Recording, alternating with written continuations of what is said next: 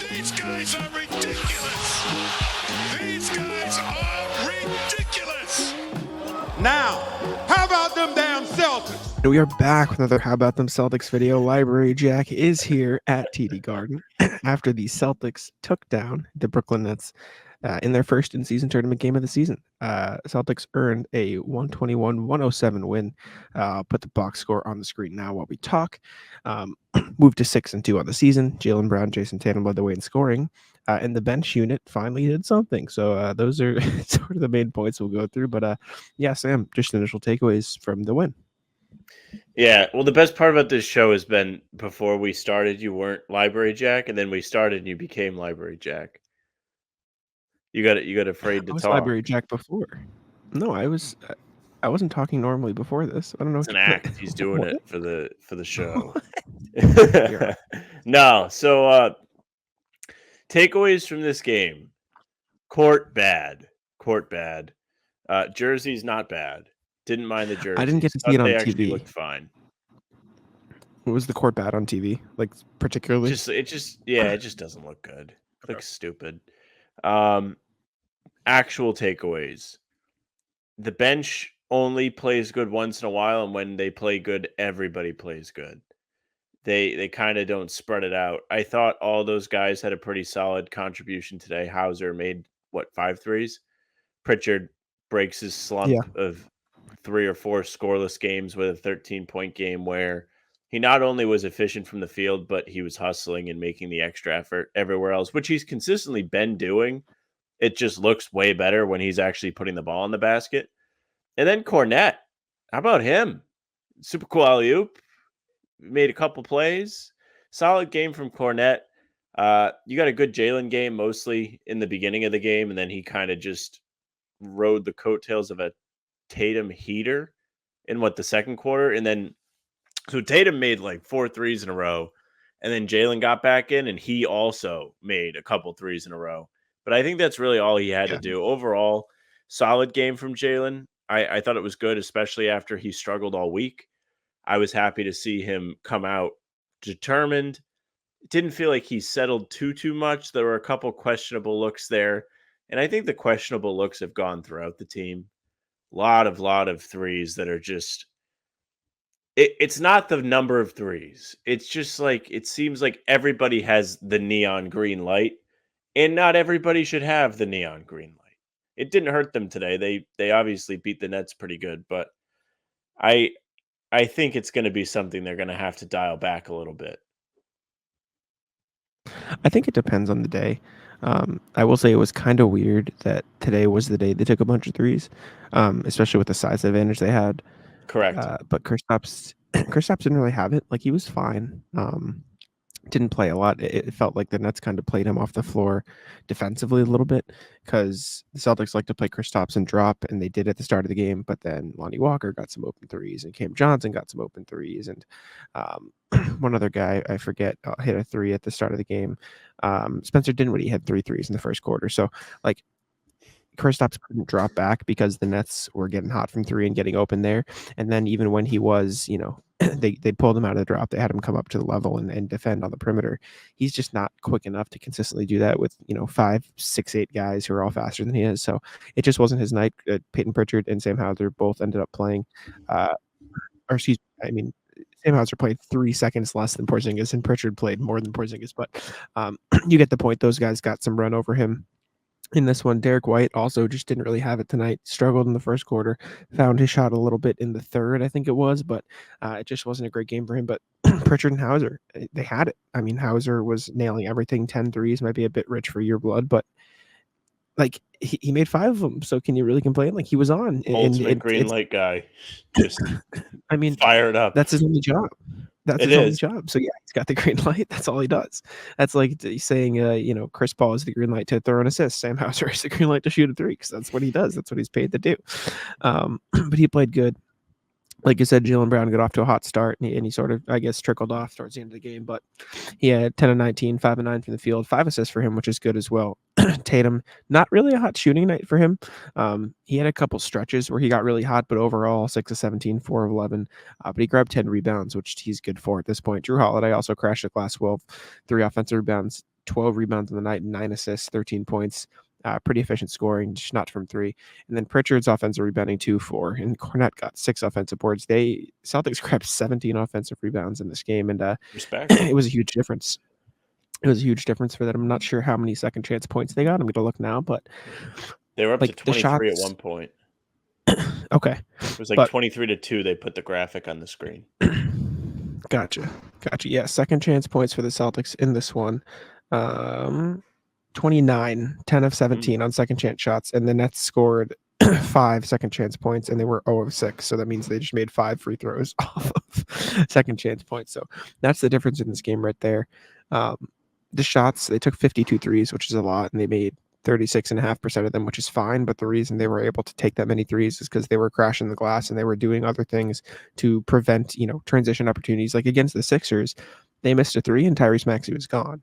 In this game, you had, O'Shea Brissett crash the glass. You had Luke Kornet down there grabbing offensive rebounds. Drew Holiday and Pritchard were there. Hauser grabbed one. Like they were looking at where the ball was bouncing off the rim. And since there was no, Rudy Gobert or Joel Embiid in the paint for the opponent, there was no big center. Like they were able to utilize that to their advantage, which was good to see.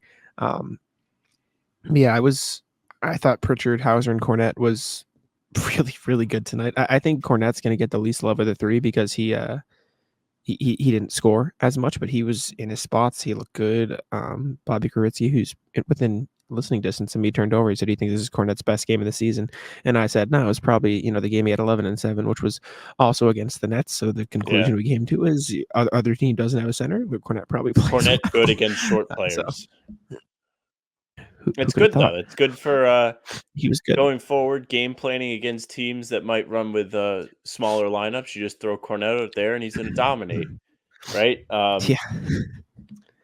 Back to the Hauser threes. Hauser took 10 threes. He's probably not taking 10 threes if the game isn't a 20-point game in the fourth quarter. He got a lot of possessions where he was one of the top offensive targets. So, glad he took advantage of it. I'm glad all these guys found something today. And Hauser, as a whole, on the season, I think is kind of back up to where he should be shooting the ball. He's had some hot stretches over the last few games. He should be shooting an efficient clip, and I believe he is. I can tell you, he is shooting. Pull it up. 42.6% from 3. Yep. Good job. 5.9 attempts a game. 5.9 attempts. That's exactly where he should be at. Him being a reliable option from 3 is going to be big for this team all season. You saw how detrimental it can be to the team when the role players can't make threes. Last game against Philly, when it was just Joel Embiid does whatever he wants on defense, blocks 4 shots, has them afraid to go up inside. And then another thing you mentioned was the Tatum 6 of 17. Tatum seen a lot of guys every time he touches the ball. Every time he even thought about going to the paint, 3 Nets were there waiting for him. He finished with what? 3 assists as I just lean all the way into the camera. Probably got sold off a few assists with some misses, but they're just making it really hard on Tatum. Tatum is seeing all of the attention from defenses. Going forward, what I think we should really see from the Celtics is them trying to exploit the fact that they have 5 quality players on the floor at almost all times, where you need to punish teams for tripling Tatum. And they've done an okay job.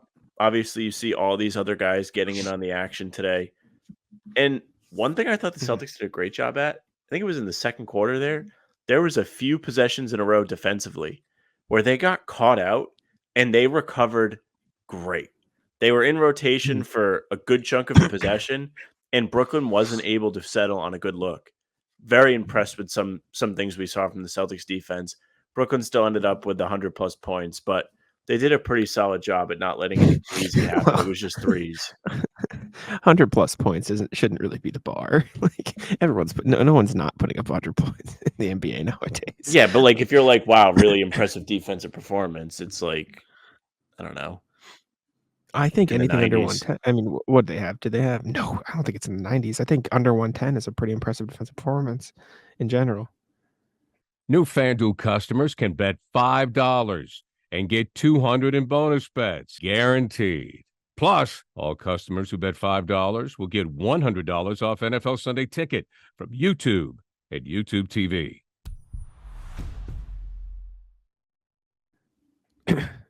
Regardless, that's not the point of what we're saying. I agree with you. I know what you're saying. Like, it did feel like the defense slipped up at times, and the Celtics still managed to win by what they did. And I think a big part of that, like, they scored 107 points. Yeah, the Nets were making some really tough shots. Like they were making mid-range contested shots in that first and second quarter. They were getting into the lane, and Lonnie Walker was making shots over Kristaps, and they were just like floating it over him and acting like it didn't matter. And they shot well from three tonight, 40.5%.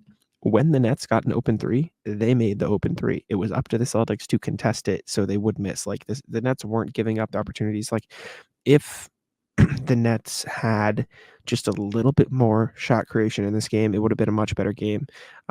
Because there were times when the Celtics slipped, and this is where you see them actually missing Cam Thomas. As funny as that sounds, like, he has been the guy who's created offense for them.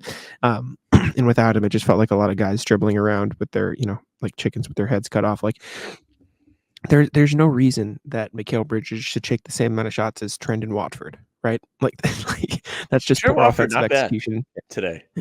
No, I told you this summer. I said Trent Watford could play. We talked about it plenty of times. I just was impressed when he was Mhm. kind of coming out early and making an impact. Good. He was real good.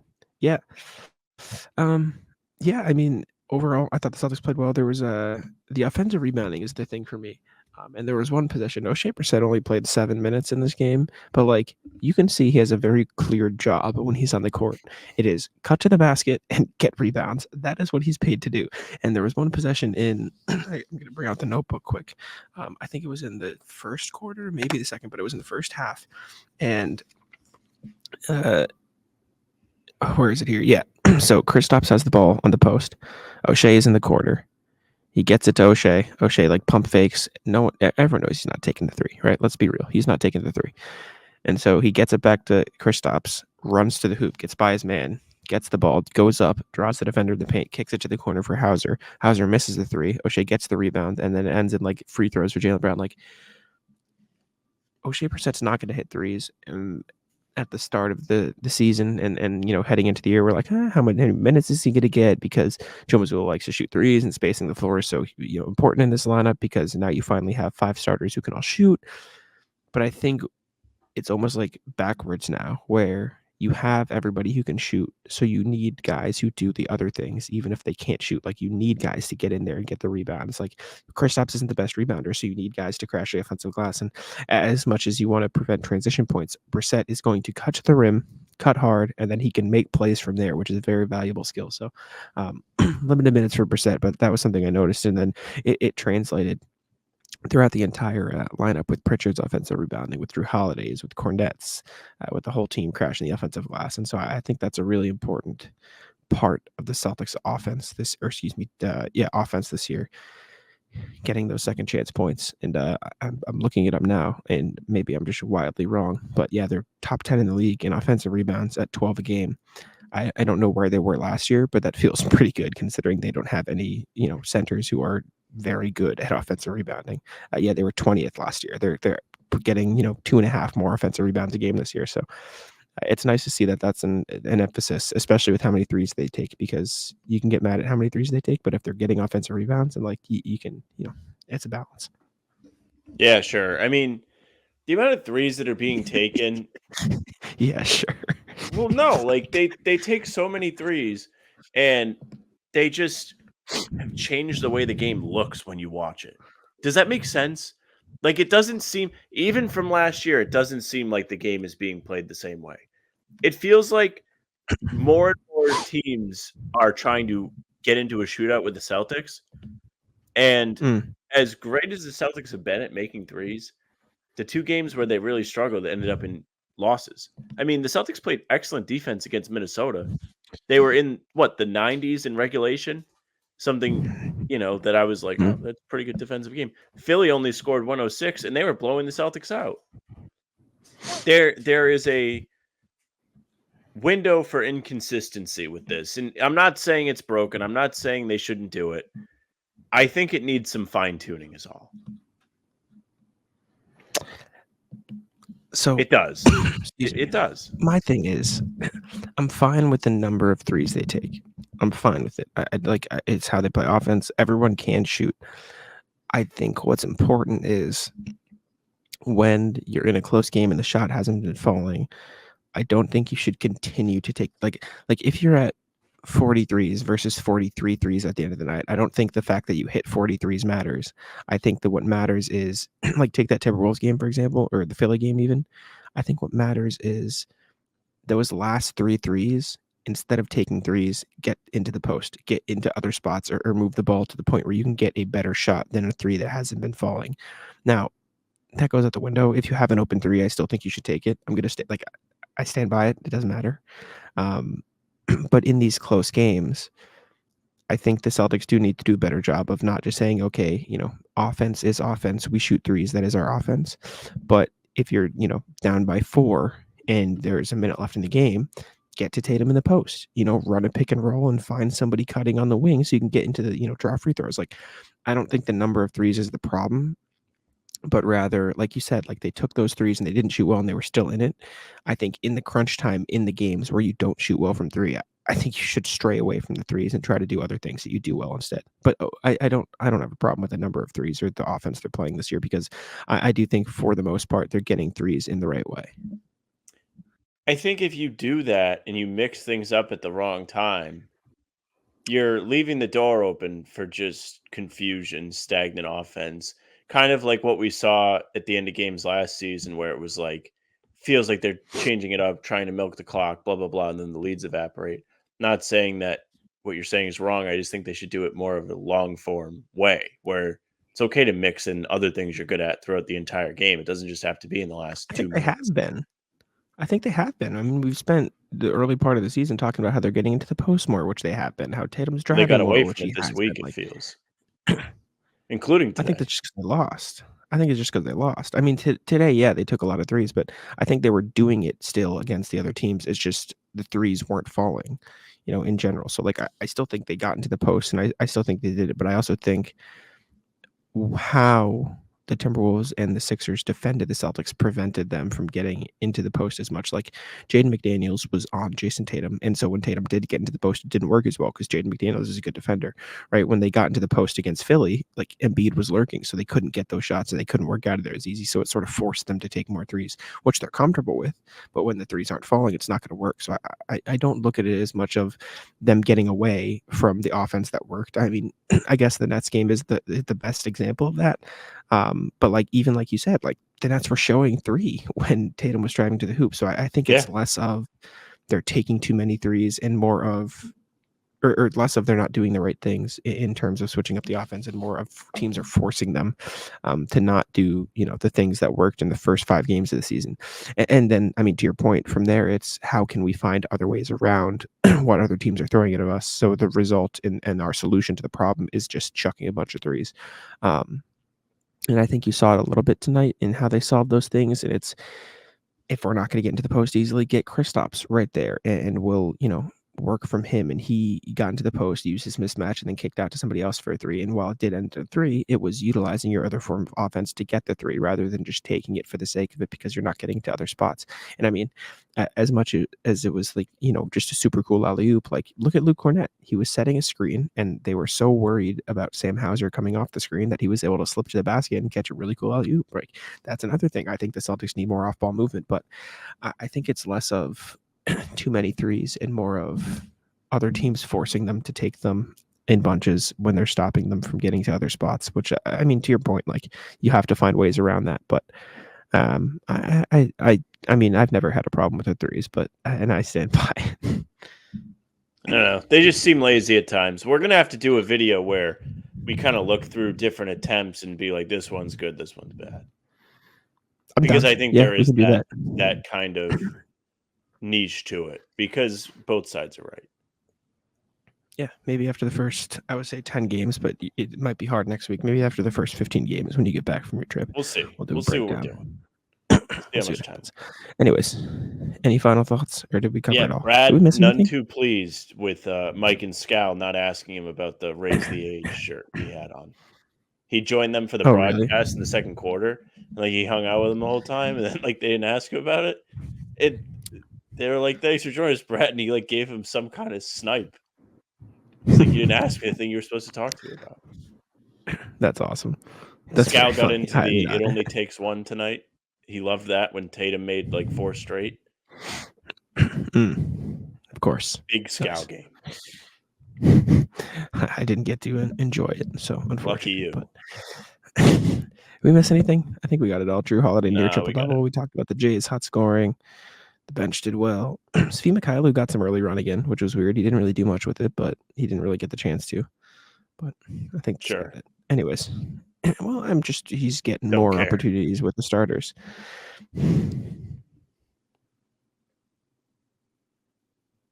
What? I'm letting you What do you sit, want me to dude. say on that?